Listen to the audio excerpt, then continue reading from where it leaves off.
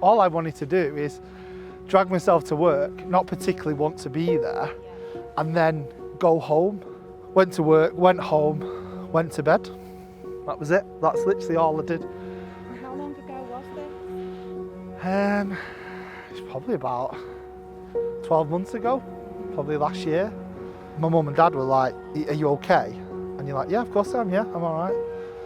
They know you're not, but there's only so much that they can do to push you. They can't force you to tell them.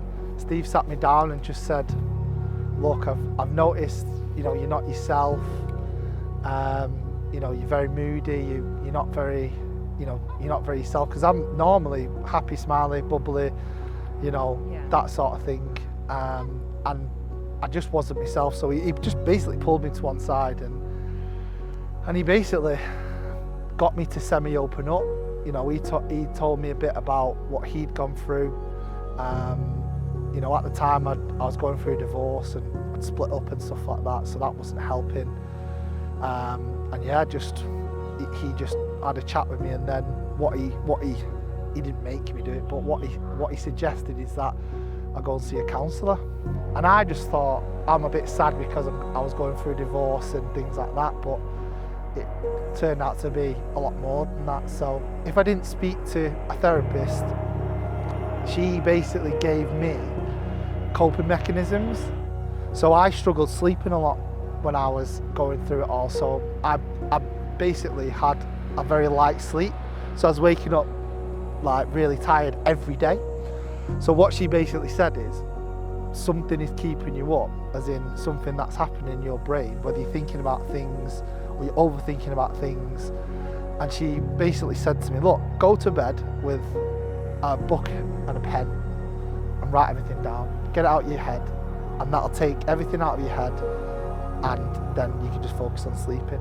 So just things like that, amongst other things, that she did just help me cope and help me sort of come through. I thought, what am I going to talk to you, stranger, about in an hour? What we're going to talk about? But honestly, the hour just flies by. The way that she asked questions and sort of put you at ease, it's very much like when I talk to you. It's just like you're talking to a friend, you're talking to someone you're very comfortable with, and yet you're telling them your like deepest, darkest, and it's incredible because once you tell people that and you get a reaction, I think what it was is the thought of telling someone what I've been through was always going to be like frowned upon, or be like, oh, everyone goes through divorce, like why are you so upset? Everyone goes through it. But at the end of the day, what she made us realise is that everyone's different. Yeah. How do you know that person who's gone through divorce hasn't gone through therapy? How do you know they've not got a friend who they've had and stuff?